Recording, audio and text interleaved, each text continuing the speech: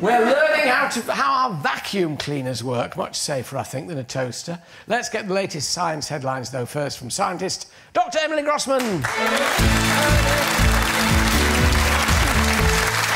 Headlines this week.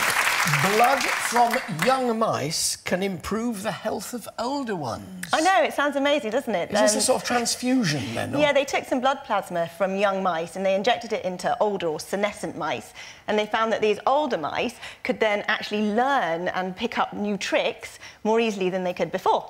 Are we going to start experimenting on humans now? Like pumping me full of Philip Schofield's blood to make me more strong? They are concerned. People are worried that people are going to start stealing blood from teenagers or selling it off to the highest bidder. But the scientists are promising us that it's the chemical in the blood that they're going to investigate, not the blood itself. How to encourage vampire tactics. But you can teach an old mouse new tricks. You can. Well, it's interesting it worked. The painful truth, neither sex is tougher.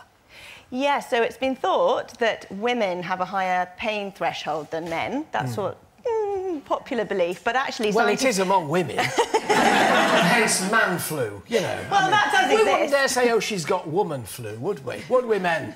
No. Either of us, no. We wouldn't. So it's not true? No, scientists have now tested it categorically. They took 400 patients with chronic spinal injuries and they looked at the pain thresholds and they saw that there was really no difference between the men and the women.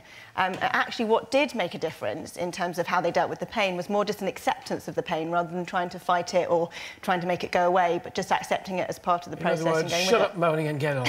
That's the answer, really. They did find, though, that men were more likely to fear pain, to fear the oncoming pain than the women.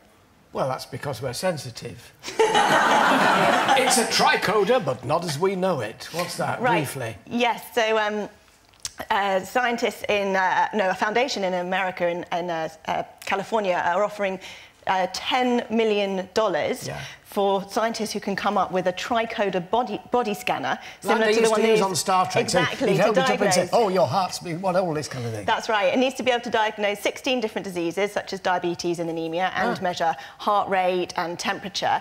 And they're offering this prize fund. And last week they announced the shortlist of the last 10, and 2 of those are British contenders.